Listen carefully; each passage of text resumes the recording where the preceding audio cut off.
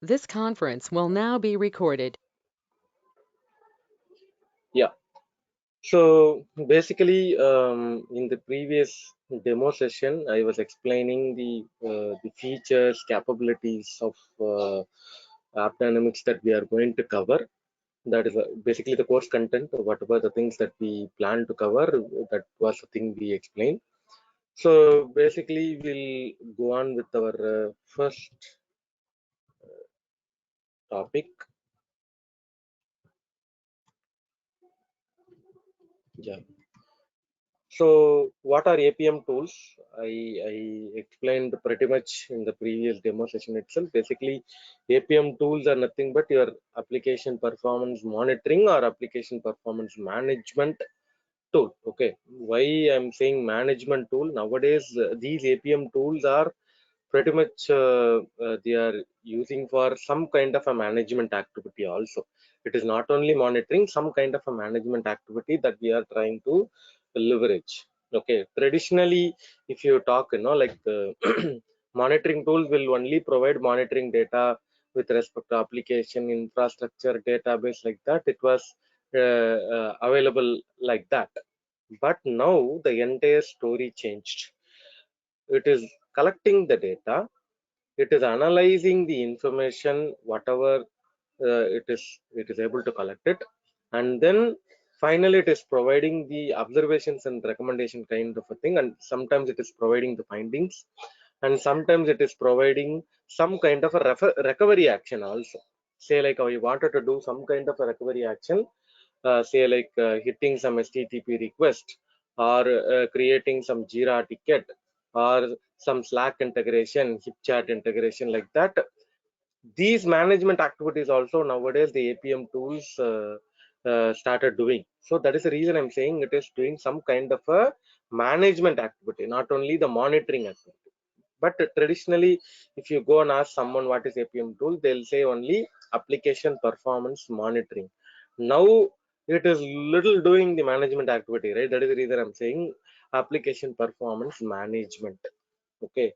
So what is the difference between your um, normal the static monitoring tool or profiling tool or utility tool, right? In what way this APM tool will be little different? Okay. So this static monitoring tool or profiling tool or your utility tools will all only provide a one layer above, in the sense like something on the kernel level only, kernel level, machine level only it will provide. But here in the case of this APM tools, it is trying to give the user level also, not only the kernel level.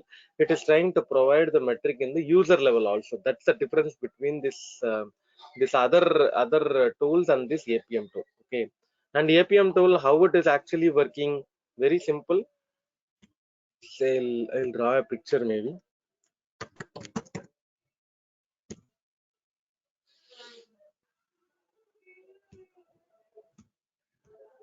Say like one web server, one app server, one DB server.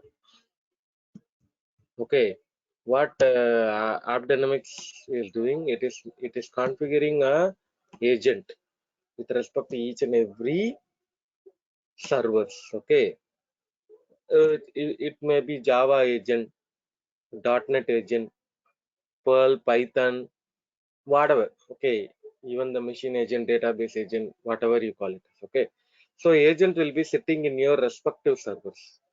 If it is a clustered environment, that many servers. Okay, in my case I explained in a simple term like what is web app DB, like that we will do our agent configuration. But in realistic world it should be multiple. Okay, n number of web server, n number of app server, n number of DB servers. Okay, so what these agents will do, the agents will read the activity that are done on each and every server, each and every web server, app server, DB server, and then it will try to provide the data back to your, just all these three, it will provide the data, it will provide the data back to your AppDynamics. Okay, this is your AppDynamics controller. Okay, Say this is the AppDynamics controller.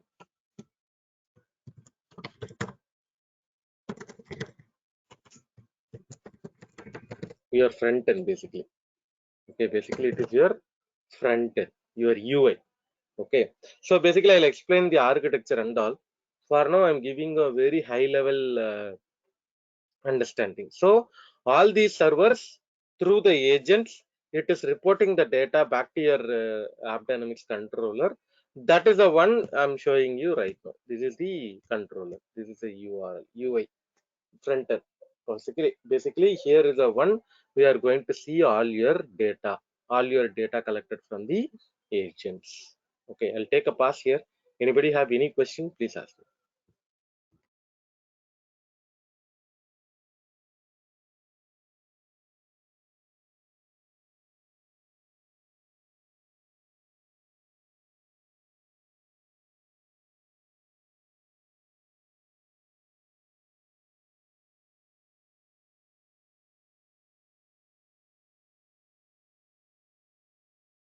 Yeah. Okay. So in that way, the APM tool we are pretty much using, and then try to collect the data with respect to the UI perspective, with respect to the server perspective, with respect to the infrastructure perspective, like that. We are using it. Actually, for infrastructure, I'll tell you. For infra related one, we have agent called machine agent. Okay, machine agent. And actually saying in that itself, there are two things are there: normal license and their server visibility license. Okay, server visibility license in AppDynamics, I'm saying.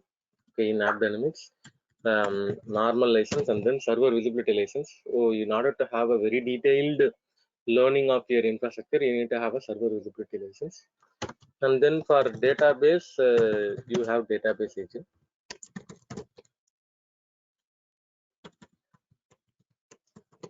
Okay, yeah, there are different databases agents are there. MySQL, Mongo, Oracle, like that. You have a different database agents are there. And then for browser related, you have a user experience agent is there. User experience agent. And for your applications level data, you have a application agent. Okay, these are the different types of agent that are available in AppDynamics. Any question, guys?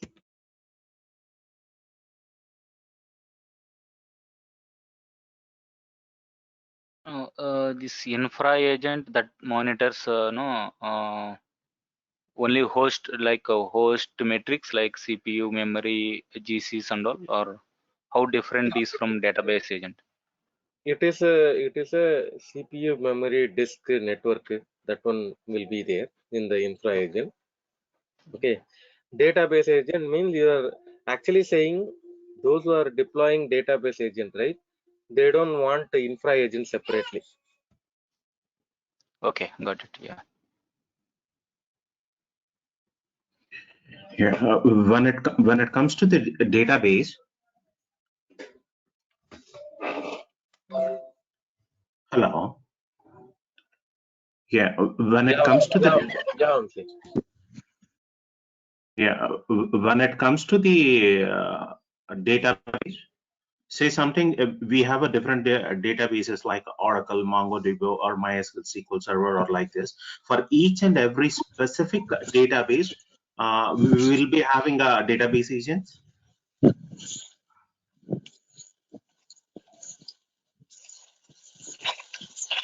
Yes, we have separate agents. Maybe I'll show you. Just a minute. Okay. Yeah, thank you.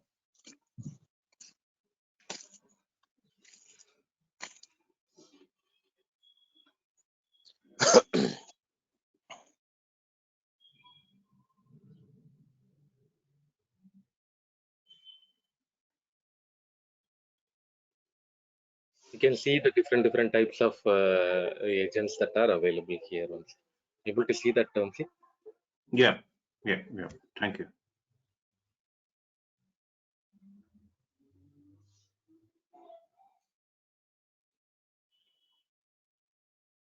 Yeah.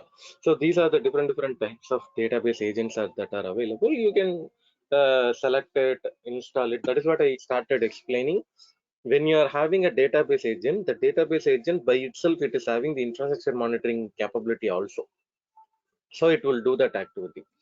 But in the case of application agent, once after installing the application agent, you require to install one more agent called machine agent in the same box, so that you can collect the infrastructure metric separately, application level metric separately. Okay, hope you guys are able to understand what I'm saying. Yeah. Thank you. Yeah, Vamsi. I think somebody else also started asking question.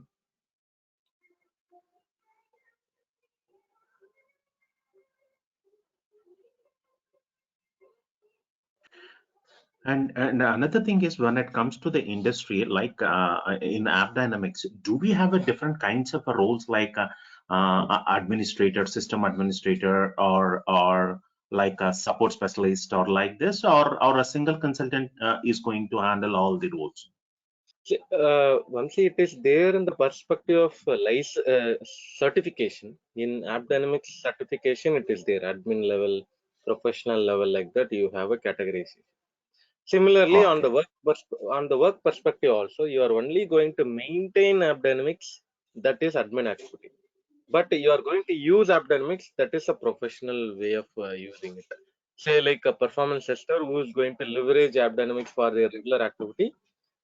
They need to know what is happening inside AppDynamics.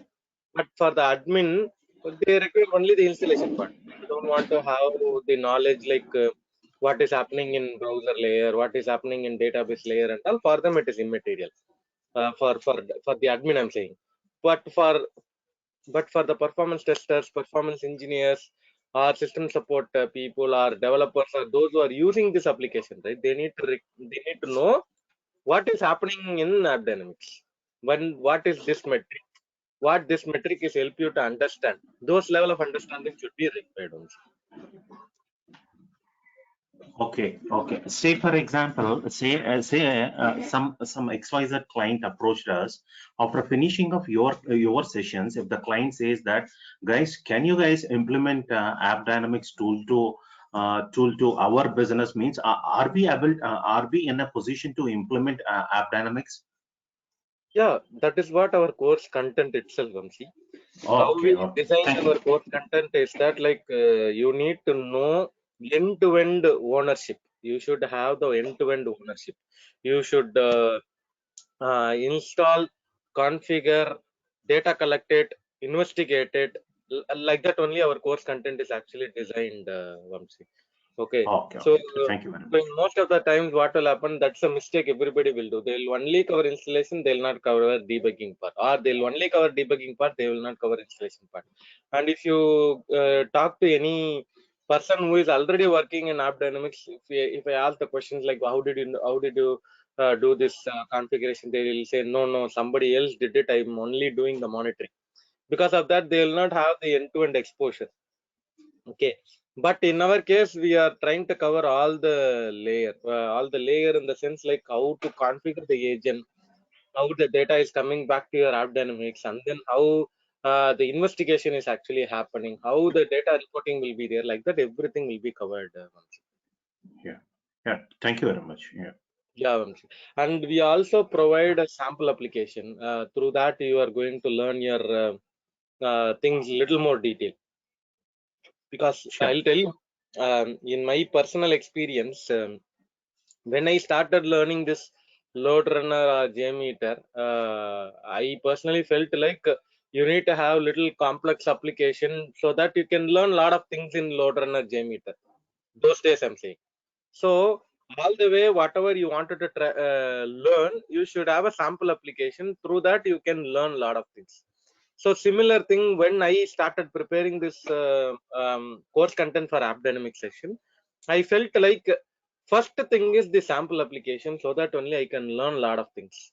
That's the reason we are providing that sample application also. So you guys can deploy that sample application in your local environment, in your laptop or in your cloud machine, so that you can do the configuration of agents, and then you can play around with that. Give some load to the system, try to collect the data. Like that you can do a lot of different things. Okay, say in our case also,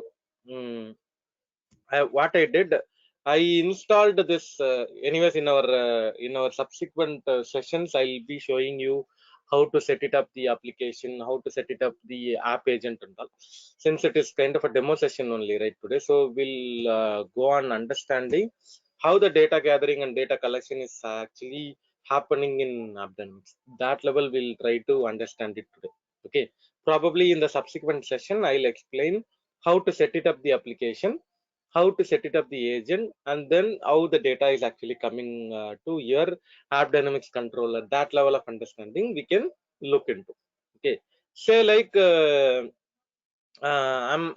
I wanted to do a application agent configuration.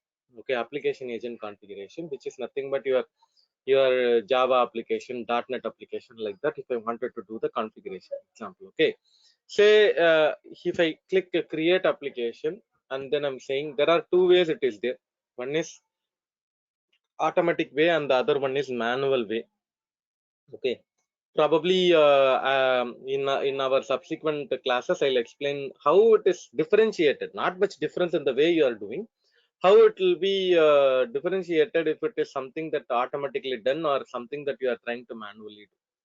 Okay, say like if I click OK, this is very simple only. I'll explain it later. So this is the type of applications that are available. You can see Java, .NET, PHP, Python, Node.js. All these are application agents that are available. Similarly, you have real user, and then the synthetic user experience, and then databases, and then server, which is a machine agent, and then your mobile level monitoring, and some connected device options and all there. Okay, these are the things that are available as part of your monitoring, as part of your monitoring. So say an example, if I try to do a Java monitoring, means Java application monitoring, means there are prerequisite conditions that are available. Okay, what I should use, it is saying AppDynamics account on running version 4.2. Obviously it is 4.2, more than 4.2 only, because we are using the online version, right? If I go and click on about AppDynamics controller build is this version, and then controller time, browser time, all these are available. Basically it is more than the 4.2 version. 4.2 version is a little old version only. And then if you want to see the SaaS status, this is actually the SaaS account, software as a service account. Actually I'll explain in the session that what is on premises, what is SaaS account and all. Okay, so every vendor in nowadays they are providing the SaaS version of their software also. I hope you guys are those who are using uh, Load Runner, Performance Center is a SaaS version. I hope everybody will accept this. And then those who are using Neoload, they are having Neoload web version. Okay, like that every tool vendor nowadays they started providing the SaaS version of their thing, because of the usage benefit, the benefit that we are going to get it if you are trying to use the SaaS account. Okay, on premises means something inside your firewall, in your organization, in your own organization, you are going to maintain all your infrastructure and everything. Okay, say like I am going to deploy one agent, means that agent related data, everything I will maintain inside that firewall itself, the organization itself. That on premises deployment, it is actually encouraged by the banking customers and insurance customers. Okay, banking customers and insurance customers, because they always have this mind block that their data should not go out. Their data should not go out. Data breach should not happen. That was the intention of all the banking customers and insurance customers. That is the reason they always prefer to have all their software deployments within the firewall, which are all called as on-premises deployment model. Okay. And the SaaS model, I think these retail-based customers, right? Because their data volume, the storage of data volume is very, very, very, very high for the retail-based customers. Because of that, what they are doing, they are trying to have the SaaS model so that the storage part, they don't want to worry at all. Okay, say you think like this, guys. Whenever you are doing a monitoring of certain application, lot of logs will be coming. Lot of logs will be coming. So if you are maintaining the on-premises model, all those logs should be stored in your firewall itself, in your machine itself. Which means that, say, like in per day you are storing 1 terabyte of data. Look at the storage amount, and look at the way you have to spend money to take the data backup, archival. All those headache are with us, because if we are not properly doing the data backup or archival procedure, at one point of time the system will crash. Because of that, entire data you will lose. Okay, entire data, that's all gone. You cannot retrieve those things. But in the case of SaaS account, what you can do, you have a agreement with the vendor. The vendor will take care of all the things. The storage part, data backup, data archival, all those things are managed by your vendor itself. Including the license, including the data backup, data storage will be managed by your vendor itself. And as per the agreement that you are signing up with them, what they are saying, 100% your application will be up and running. So that's a benefit, right? If your vendor is saying 100% your application will be up and running, so it is obvious that you don't want to worry at all about the maintenance, system support and all. You don't want to worry. Okay, but in the case of SaaS account, but in the case of on-premises account, you need to assign a person to do the support activity, maintenance activity, backup activity, archival activity, like that. Every bit of activity that we have to do. That's the difference between your on-premises and the SaaS model. Okay, the one that we are going to see throughout our course journey is actually SaaS model. And one more update, all these APM tools nowadays, they are not literally providing the on-premises version of the learning license, because they are slowly stopping the investment in on-premises, because every customer is now interested to go with the SaaS model only. I hope during this COVID situation also, every application started deploying in the cloud-based model.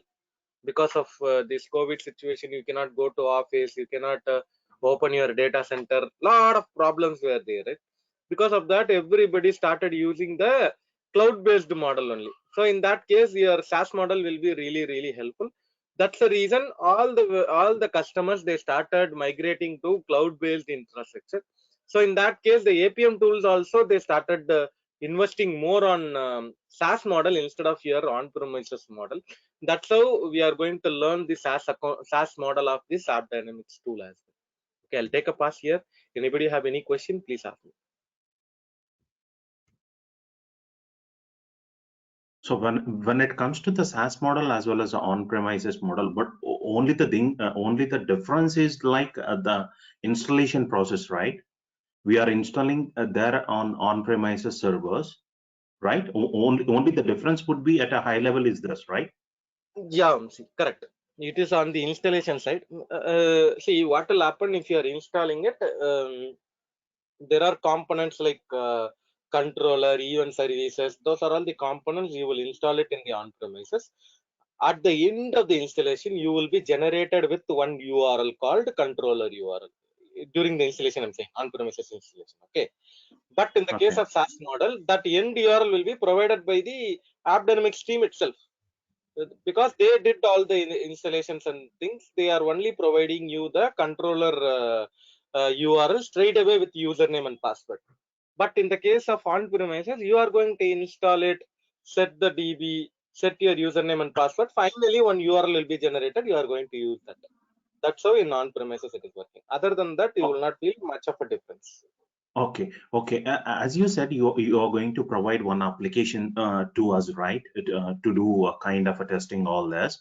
So when it comes to installation in our own laptops, are we going to install a SaaS-based one or the on-premises one? SaaS-based one. SaaS-based only. But Yeah. still, if required, we can install on-premises one on our laptops, right? We can install our on-premises. That's what I'm saying. Now this vendor stopped providing the on-premises license. Okay, on-premises Okay. license for the Okay. learners. For the learners, they stopped providing it. Only thing is, Okay. when there is a potential customer, when they are critically requesting them for the on-premises license, that too they'll feels like this customer is a very potential customer for long-lasting thing. That time they are trying to provide that. Other than that, that on-premises way of licensing nowadays it is not that greatly encouraged. Only the SaaS model is actually greatly encouraged also. Okay. Okay. Thank you. Yeah. So why I'm saying all these people, they cannot straight away switch off their entire on-premises thing, right? Slowly only they will do this activity. I'm not telling about AppDynamics. All the APM tools I'm saying, they cannot quickly say that no, hereafter only SaaS. No, nobody can stop like that. They will slowly do the migration from on-premises to SaaS for the existing customer. Okay, and then at one fine day or maybe from a year from today or 2 years from today, they'll say like, okay, we stopped doing the support. Like that they will say. Okay. Similarly, in Dynatrace, I think they are stopping the Appmon version of your Dynatrace by March or April of this year, this 2021. Like that, they announced. They announced the date, and they are slowly migrating the people from Appmon to the one agent Dynatrace, and then they will stop the support. Like similarly, people are little slowly reducing the count from on-premises, because they know that even you think from the business point of view, if it is on-premises version, the vendor will not get any benefit, right? The vendor only will provide vendor in the sense like AppDynamics people I'm saying, they'll only provide license to you, correct or not? On the infrastructure side, they are not going to get any benefit. But in the case of SaaS model, they'll provide infrastructure, they'll provide license. So it is a combination of revenue, right? Correct or not? Yeah. Yeah. That may be the reason. Even I don't want to particularly say that they are because of this reason only are they are moving it, but that it could be also the reason. If they are only providing on premises, they are not going to get much benefit. Only licensing is a major thing. But if you are going with this SaaS model, they'll have a different revenue altogether. Okay. Yeah. Yeah. In addition to this AppDynamics, as you are saying, Dynatrace, what else other tools are there in the market which are having a good demand at right now? Actually saying, it's a little story kind of a thing. Traditionally, the same like 78 years before, there was a tool called CA Wiley Intrascope. CA Wiley Intrascope. That was the one was there.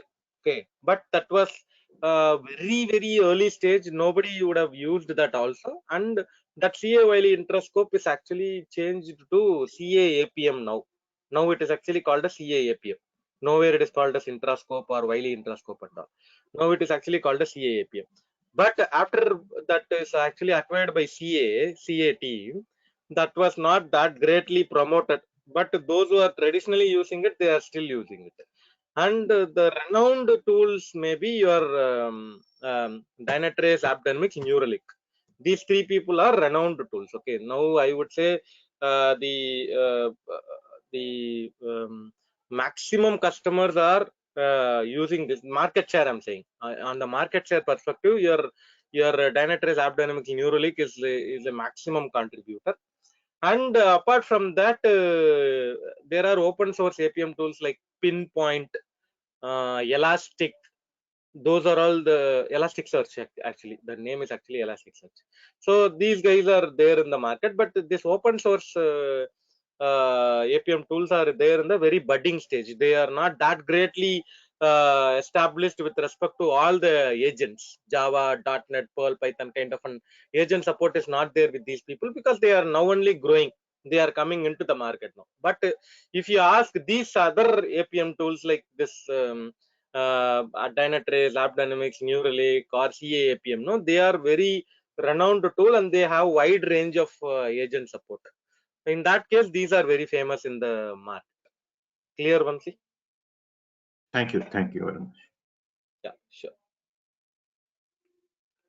So anyway, I'm going to explain in the subsequent session. So what is it here? No, we have to download this agent, which is actually a Java agent, and then you have to configure that agent inside your config file. Okay. So I did the download and then I configured this path into my config file also. And once you are doing that, you know what you can do, you can establish a connection. Establish a connection means what?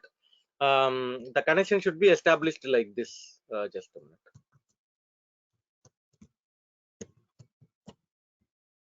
So you have to think like this. Say like your application, your Java agent, your App Dynamics. Okay. Say like this is the App Dynamics UI. And this is your app server, and this is your Java agent. Okay, so what I mentioned, you need to establish a connection between the agent and the app server. Very simple. I told you, download the agent, configure inside your config file of your app server, right? So obviously the connection will be established here to here. Okay, say like your app server startup file. In my case, Apache Tomcat Catalina is the startup file. Inside the Catalina, if I configure the path of the Java agent, the connection established. Then if I access this application, if I'm accessing, you know, what will happen? The Java agent will read the traffic and it will send the data to your App Dynamics UI. Okay, it is a unidirectional. Please understand, it is a unidirectional. Nowhere App Dynamics cannot control anything in this direction. It is all unidirectional. I'll show when we are showing our architectural diagram, right? I'll explain like what is that. But for our understanding, the data will be flowing from agent to the controller only, not from the controller to the agent. Okay, it is a unidirectional data flow. So this is how we need to establish a connection. That connection only I established here. Say like I can go here to my application tab, and this is the one my application already configured, and it is having the intelligence. Okay, it is having the intelligence to say what is your application tier and to which other servers, other components and all your application is interacting with. The cross symbol is there, right, which means that it is not currently connected. Okay, cross means into mark means, which means that it is not currently connected. So you need to deploy separate agent in separate infrastructure. Then only the configuration data connection will be established. For now, this green color is telling that the agent is deployed for the Java application alone. That is the reason it is telling like green color here. Okay, it may be, for now it is green color, it may become yellow, it may become red and all, that is all status, but for now it is healthy and it is connected properly. That is what it is trying to say here. Okay, anybody have any questions here? Yes, what is this Java agent is actually? Your application made of what technology? Your application is a Java application or your application is a .NET application. Based on that, the agent will be installed and then the respective data will be collected. And do we need to download somewhere this Java agent separately from App Dynamics side? Yeah, that is what I showed you, right? Download agent option I showed you, right? I'll show you again maybe. Say like if I go to the Java agent, no? There is a agent Okay. file. Here you can see downloader will be there, which is a zip file. We have to download it and then configure it. Would you Mm. provide us with the configuration? Come again, I lost your question. Would you provide us with the configuration, how you Yeah, configure? everything I'll show you. From the day one session, we will be probably first I'll explain you the application setup and then agent setup and then how the data is coming. All those things we'll be covering from the day one. Okay. Yeah. Sir, similarly, like Java agent for DB server, can we have like a DB agent like that? Yeah, I'll tell you. On the application side, I'm going to cover Java agent and Node.js agent. Two agent I will cover with respect to application agent. User experience agent, one agent only, which means that your browser agent I'm going to cover. On the database agent, I am going to cover MySQL DB and then MongoDB. Two different DBs I will cover. On the server side, it is a single machine, Windows server I am going to cover. So all these things I will be covering it, Shanti. Okay. Okay. Yeah. Just wondering, how long is the trial, like AppDynamics? Is it 30 days? 15 days.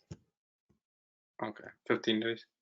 Yeah. So if we download it, starting now, would we have time by the time the course is done? Your name is actually mentioned as KD. Sorry if I. Yeah, you can call me Katie. That's just my name. Okay. So if you wish, you can create multiple accounts also if you wanted to learn every 15 days. Okay. The licensing is actually like this only. Pro license, advanced license, and peak license. Actually, whatever we are rightly using is a pro license. Okay, pro license. And you can have, actually it will mention at 16 days, but 15 days of a license will be coming. If you wish, you can use your different mail IDs, not Gmail ID. For sure, don't use Gmail ID. Try to use like something like organization mail ID and then try to use it for the creation of your account, and then you can learn it. Okay. Is that fine, KD? Yes, and by next time, for the main one, when you show us, should we have that downloaded? And everything. Yeah, actually, account creation, everything I'll show you. Even how to create the SaaS account, and then how to download the agent, how the agent can be configured. All those things will be covered actually. Okay, so I should download it before the class. Not like that. Not like that. It is not like that. First, why I personally encourage you.